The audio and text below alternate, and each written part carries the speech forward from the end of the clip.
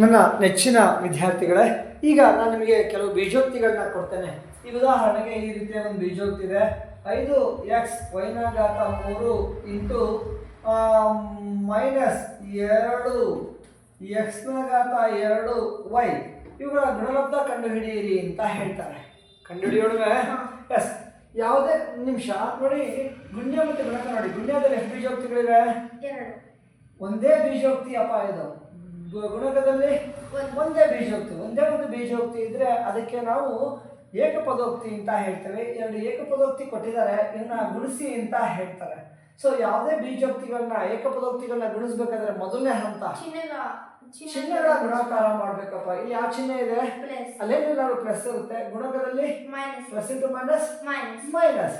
So ಚಿಹ್ನೆಗಳ ಗುಣಾಕಾರ ಮಾಡಾಯ್ತು. ಎರಡನೇ ಹಂತ ಸಂಖ್ಯಾ ಸಹಗುಣಕಗಳನ್ನ ಗುಣಿಸ್ಬೇಕು.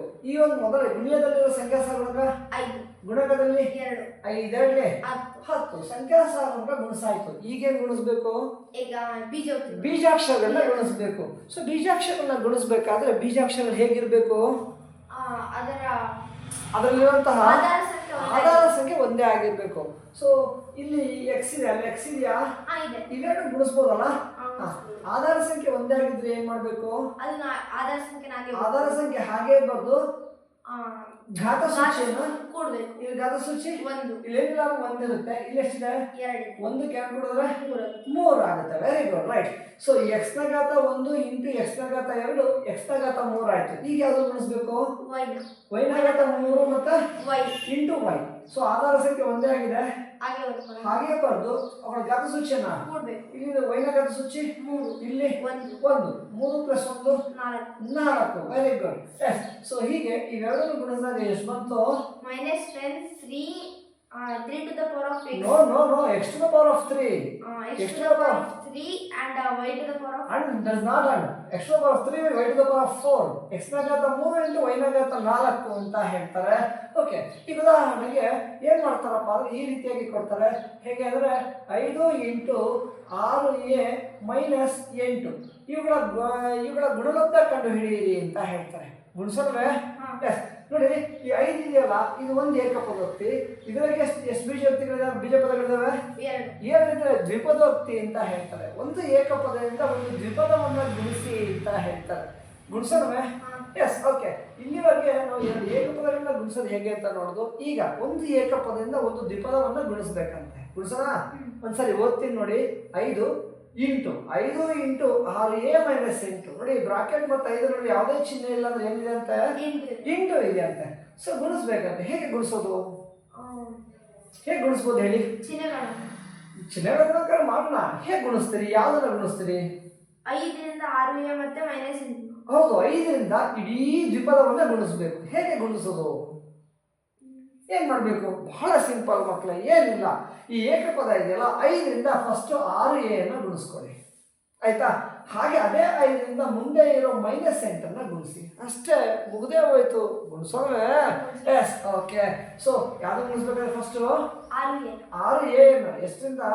5ರಿಂದ ಗುಣಿಸ್ಬೇಕಂತೆ. ಓಕೆ, ನೆಕ್ಸ್ಟ್ ಒಂದು ಚಿಹ್ನೆ ಏನಿದೆ? ಈ -8 ಏನ್ ಮಾಡ್ಬೇಕಂತ? ಅದೇ 5ರಿಂದ ಗುಣಿಸ್ಬೇಕಂತೆ. ಓಕೆ, ಗುಣಿಸೋಣ? ಎಸ್, ಗುಣಿಸ್ಬೇಕಾದ್ರೆ ಫಸ್ಟ್ ಚಿಹ್ನೆಗಳ ಗುಣಾಕಾರ ಪ್ಲಸ್ ಇಂಟು ಪ್ಲಸ್. ಬರೀಗ ಬೇಡ. 5 ಆಗಲಿ 30 ಈ ಕಡೆ ಯಾವ್ದು ಎ ಇದೆಯಾ? ಇಲ್ಲ. ಏನು ಒಂದೇ ಸಾರಿ ಗುಣಿಸಿರೋದು. ಏನಾಗತ್ತ? 1. ಹಾಗೆ ಬರ್ದ್ಬಿಡಿ. Minus into plus. 5ರಿಂದ 6a ಗುಣಿಸ್ತಾ ಇದ್ದಲ್ವಾ? ಈಗ 5ರಿಂದ -8 ಗುಣಿಸ್ತಾ ಇದ್ದೀನಿ. 5ರಿಂದ -8 ಗುಣಿಸ್ತಾ ಇದ್ದೀನಿ. Minus into plus minus. 8 ಇಲ್ಲಿ 40. 8 ಇಲ್ಲಿ 40. ಓಕೆ, ಇದು ಯಾವ ಚಿಹ್ನೆ ಅಂತಿದೆ? ಇದು ಒಂದು ಪ್ಲಸ್ ಒಂದು ಮೈನಸ್ ಇದ್ರೆ ಏನ್ ಮಾಡ್ಬೇಕು? ಮಕ್ಕಳ ನೆನಪಿದಲ್ಲ ನಿಮಗೆ? ಎರಡೂ ಸಂಖ್ಯೆ ಪ್ಲಸ್ ಇದ್ರೆ ಏನ್ ಮಾಡ್ತೀರಿ? ಕೂಡ್ಬೇಕು. ಎಷ್ಟಾಗುತ್ತೆ? 6. ಬರೋದಕ್ಕೆ ಯಾವ ಚಿಹ್ನೆ ಹಾಕ್ಬೇಕು? ಪ್ಲಸ್ ಚಿಹ್ನೆ ಹಾಕಿ. ಎರಡೂ ಸಂಖ್ಯೆ ಮೈನಸ್ ಇದ್ರೆ ಆಗ್ಲೂ ಕೂಡ್ಬೇಕು. 4 2 6. ಬರೋದಕ್ಕೆ ಮೈನಸ್. ಒಂದು ಪ್ಲಸ್ ಒಂದು ಮೈನಸ್ ಇತ್ತು ಅಂದ್ರೆ ಕಳಿಬೇಕು. 4 2 ಅಂದ್ರೆ ಬರೋದಕ್ಕೆ 4 2 4 ಚಿಹ್ನೆ ಮೈನಸ್. ಎಸ್, ಈ ಒಂದು ಪಾಯಿಂಟ್ ನೀವು ಸದಾಕಾಲ ನೆನಪಲ್ಲಿ ಇಟ್ಕೊಳ್ಳಿ. ಸಾಕಷ್ಟು ಬಾರಿ ಈ ಒಂದು ನಿಯಮವನ್ನು ನಾವು ಬಳಕೆ ಮಾಡ್ತೇವೆ. ಓಕೆ, ಸೊ ಒಂದು ಪ್ಲಸ್ ಒಂದು ಮೈನಸ್ ಇದೆ, ಕಳಿಬೇಕಂತೆ. ಸೊ ಕಳಿಯೋಣ. ಬೀಜ ಪದಗಳು ಕಳಿಬೇಕಾದ್ರೆ ಗೊತ್ತಲ್ಲ ಮಕ್ಕಳ, ಹಿಂದಿನ ತರಗತಿಯಲ್ಲಿ ಕಲಿತಿದ್ದೀರಿ. ಮೊದಲನೇ ಹಂತ ಇವೆರಡು ಸಜಾತಿಯ ಪದಗಳೇ ವಿಜಾತಿಯ ಪದಗಳೇ ನೋಡ್ಬೇಕು. ಎರಡು ಸಜಾತಿ ಪದನ ವಿಜಾತಿ ಪದನ? ಒಂದು ಸಜಾತಿ ಅಂದ್ರೆ ಗೊತ್ತಾ ನಿಮಗೆ? ಗೊತ್ತಿಲ್ಲ ನಿಮಗೆ. ಸಜಾತಿ ಅಂತಂದ್ರೆ ಬೀಜಾಕ್ಷರಗಳು ಒಂದೇ ಆಗಿರ್ಬೇಕು, ಆಯ್ತಾ? ಸಂಖ್ಯಾಸಾಧಕ ಎಷ್ಟರ ಆಗಿರ್ಲಿ, ಬೀಜಾಕ್ಷರ ಒಂದೇ ಆಗಿರ್ಬೇಕು, ಅವುಗಳ ಘಾತ ಸೂಚಿನೂ ಒಂದೇ ಆಗಿರ್ಬೇಕು. ಇಲ್ಲಿ ಯಾವ ಬೀಜಾಕ್ಷರ ಇದೆ? ಇಲ್ಲಿದೆಯಾ? ಇಲ್ಲ. ಸೊ ಎರಡು ಸಜಾತಿ ಪದ ಅಲ್ಲ, ಅವು ವಿಜಾತಿ ಪದ. ದೇ ಆರ್ ಅನ್ಲೈಕ್ ಟರ್ಮ್ಸ್ ಅಂತ ಹೇಳ್ತಾರೆ. ಈ ವಿಜಾತಿ ಪದ ಕೂಡೋಕೆ ಕಳಿಯೋಕೆ ಆಗೋಲ್ಲ. ಕೂಡಬೇಕು ಕಳಿಬೇಕು ಅಂದ್ರೆ ಬೀಜ ಪದಗಳು ಸಜಾತಿ ಪದಗಳಾಗಿರ್ಬೇಕು. ಇವು ಸಜಾತಿ ಪದಗಳೇ ಅಲ್ಲ ಮಕ್ಕಳೇ. ಹಾಗಾಗಿ ಇವುಗಳನ್ನ ಕಳಿಯೋದಿಕ್ಕೆ ಆಗೋದಿಲ್ಲ. ಸೊ ಅವನ್ನ ಇಲ್ಲಿಗೆ ನಿಲ್ಲಿಸ್ಬಿಡಿ. ಈಗ ಉದಾಹರಣೆಗೆ ಈ ತರ ಕೊಡ್ತಾರೆ, 8 P - 5 P + 5 ಇವುಗಳ ಗುಣಲಬ್ಧ ಕಂಡು ಹಿಡಿಯಿರಿ ಅಂತಾರೆ. ಗುಣಿಸೋಣ? ಎಸ್. ಸೊ ಒಂದು ಏಕಪದದಿಂದ ಒಂದು ದ್ವಿಪದವನ್ನ ಗುಣಿಸ್ಬೇಕಂತೆ. ಹೇಗೆ ಗುಣಿಸೋದು? 8ರಿಂದ ಹೌದು, 8ರಿಂದ P ನ ಗುಣಿಸಿ, ಆಮೇಲೆ 8ರಿಂದ 5 ಹೌದು 8ರಿಂದ +5 ಆಮೇಲೆ ಗುಣಿಸಿ. ಗುಣಿಸೋಣ? ಫಸ್ಟ್ ಯಾವ್ದು ಗುಣಿಸ್ಬೇಕಂತೆ? 8ರಿಂದ P ನ 8ರಿಂದ ಗುಣಿಸ್ಬೇಕಂತೆ. ಓಕೆ, ನೆಕ್ಸ್ಟ್ ಚಿಹ್ನೆ ಪ್ಲಸ್ ಇದೆ. ಇದೇ ಪ್ಲಸ್ ಹಾಕೊಳ್ಳಿ, ಏನು ತೊಂದರೆ ಇಲ್ಲ. ಈ ಪ್ಲಸ್ ಏನ್ ಮಾಡ್ಬೇಕಂದ್ರೆ +5ನ್ನ 8ರಿಂದ ಗುಣಿಸ್ಬೇಕಂತೆ. ಓಕೆ, ಗುಣಿಸೋಣ? ಗುಣಿಸಿ. ಫಸ್ಟ್ ಏನ್ ಗುಣಿಸ್ಬೇಕು? ಚಿಹ್ನೆಗಳ ಗುಣಾಕಾರ. ಪ್ಲಸ್ ಇಂಟು ಪ್ಲಸ್ ಪ್ಲಸ್ ಬರಿಲ್ಲ? ಬೇಡ. 8 P 8 P. Very good. 8 only 8 P. Right. So plus into plus plus 5 8 40. ಎರಡು ಕೂಡ ಯಾವ ಚಿಹ್ನೆ ಇದಾವೆ? ಎರಡು ಪ್ಲಸ್ ಇದ್ರೆ ಏನ್ ಮಾಡ್ಬೇಕು? ಕೂಡ್ಬೇಕು ಅಂದ್ರೆ ಬೀಜ ಪದಗಳು ಹೇಗಿರ್ಬೇಕು? ಸಜಾತಿ ಪದಗಳಾಗಿರ್ಬೇಕು. ಸಜಾತಿ ಪದಗಳೇ ಅಲ್ಲ ಮಕ್ಕಳ. ಬೀಜಾಕ್ಷರ ಒಂದೇ ಆಗಿಲ್ಲ. P ಇದೆ, ಇಲ್ಲಿ P ಇಲ್ಲ. ಸಜಾತಿ ಪದಗಳಲ್ಲ, ಕೂಡೋದಕ್ಕೆ ಆಗೋಲ್ಲ. ಹಾಗಾಗಿ ಅದನ್ನ ಅಲ್ಲಿಗೆ ನಿಲ್ಲಿಸ್ಬಿಡಿ ಮಕ್ಕಳ. ಈ ಉದಾಹರಣೆಗೆ ಈ ರೀತಿಯಾಗಿರುತ್ತೆ. ಹೇಗೆ ಅಂತಂದ್ರೆ -2 ಇಂಟು 6A -9 ಇವುಗಳ ಗುಣಲಬ್ಧ ಕಂಡು ಹಿಡಿಯಿರಿ ಅಂತ ಹೇಳ್ತಾರೆ. ಗುಣಿಸೋಣ? ಒಂದು ಏಕಪದವನ್ನ ಏಕಪದದಿಂದ ಈ ದ್ವಿಪದವನ್ನ ಗುಣಿಸ್ಬೇಕಂತೆ. ಹೇಗೆ ಗುಣಿಸ್ತೀರಿ? First -2ರಿಂದ 6A ಗುಣಿಸ್ಬೇಕು. 6Aನ್ನ -2ರಿಂದ ಗುಣಿಸ್ಬೇಕು. ಓಕೆ, ಆಮೇಲೆ -2ರಿಂದ -9 ಗುಣಿಸಿ. ಈ -9 ಏನಿದೆ, -9ನ್ನ -2ರಿಂದ ಗುಣಿಸ್ಬೇಕಂತೆ. ಗುಣಿಸೋಣವೇ? ಎಸ್. ಓಕೆ, ಗುಣಿಸಿ. Plus into minus minus. ಈಗ ಏನು ಗುಣಿಸ್ಬೇಕು? 6A ಮತ್ತೆ ಸಂಖ್ಯಾ ಸಹಗುಣಕ. 6 12 ಬೀಜ ಸಹಗುಣಕ ಎ ಇದೆ. ಎ ಹಾಗೆ ಬರ್ದ್ಬಿಡೋಣ. ಓಕೆ, ಸೊ ಇವೆರಡು ಗುಣಲಬ್ಧ ಕಂಡಿದ್ದಾಯ್ತಲ್ಲ. ಈಗ -9ನ -2ರಿಂದ ಗುಣಿಸ್ಬೇಕು. ಫಸ್ಟ್ ಚಿಹ್ನೆಗಳ ಗುಣಾಕಾರ. ಮೈನಸ್ ಇಂಟು ಮೈನಸ್ ಪ್ಲಸ್ 9 ಎಷ್ಟು? 9 2s 18. 9 2s 18. ಸೊ ಒಂದು ಪ್ಲಸ್ ಒಂದು ಮೈನಸ್ ಇದೆ.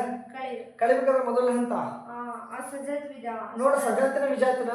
ವಿಜಾತಿ ಪದಗಳಿದ್ದಾವೆ, ಕಳಿಯೋದಕ್ಕೆ ಆಗೋದಿಲ್ಲ ಮಕ್ಕಳೇ. ಸೊ ಹಾಗೆ ಬಿಟ್ಬಿಡಿ. ಓಕೆ, ಸೊ ಈಗ ಉದಾಹರಣೆಗೆ ಈ ರೀತಿ ಹೇಳ್ತಾರೆ, -5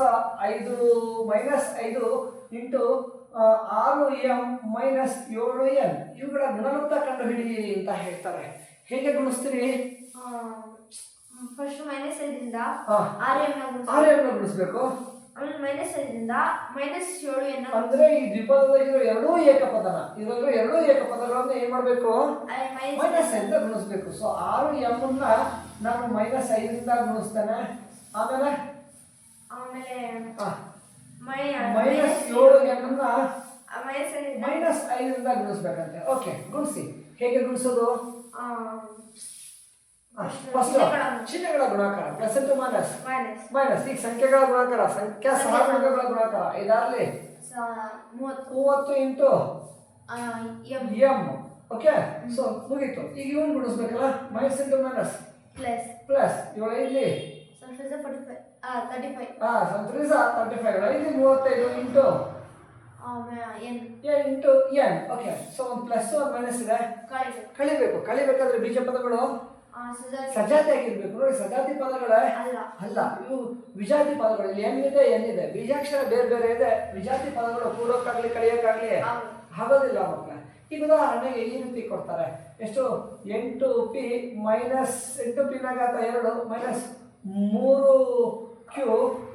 -3Q ಇಂಟು ಆರು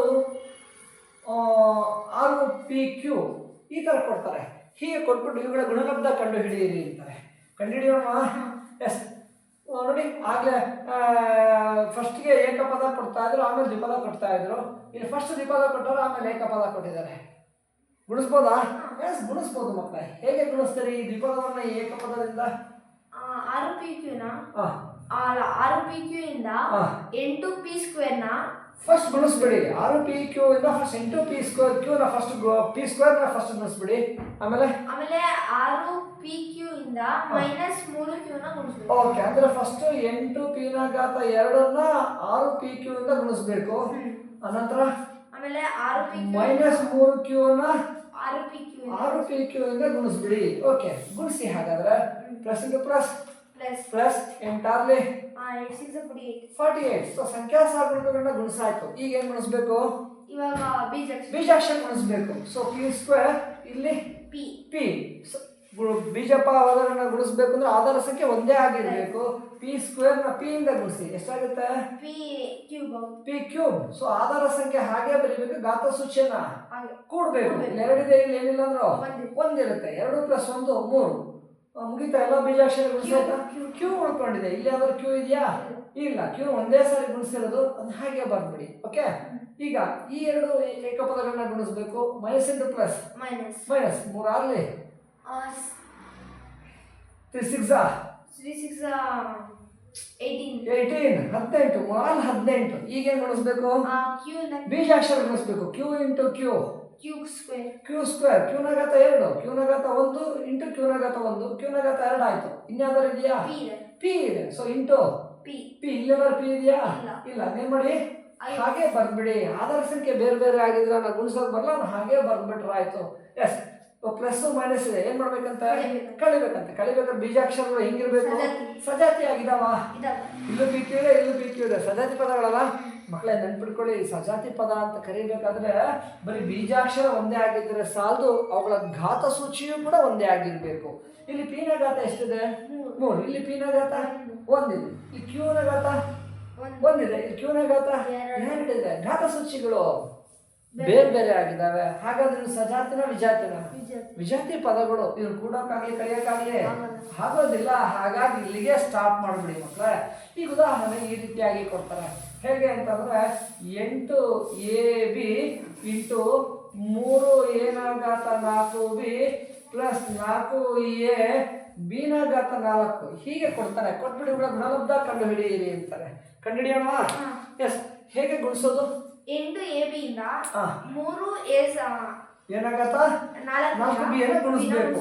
8AB ಇಂದ 3A ನ ಘಾತ 4B ನ ಫಸ್ಟ್ ಗುಣಿಸ್ಬಿಡಿ. ಮುಂದೆ ಚಿಹ್ನೆ ಪ್ಲಸ್ ಇದೆ, ಪ್ಲಸ್ ಹಾಕೊಂಬಿಡಿ. ಈಗ 4AB ನ ಘಾತ 4ನ್ನ 8AB ಇಂದ ಗುಣಿಸ್ಬಿಡಿ. ಗುಣಿಸೋಣ? ಎಸ್, ಗುಣಿಸಿ. ಫಸ್ಟ್ ಏನ್ ಗುಣಿಸ್ಬೇಕು? ಚಿಹ್ನೆಗಳ ಗುಣಾಕಾರ ಗುಣಿಸಿ. 8 3 ಪ್ಲಸ್ ಇಂಟು ಪ್ಲಸ್ ಬೇಡ.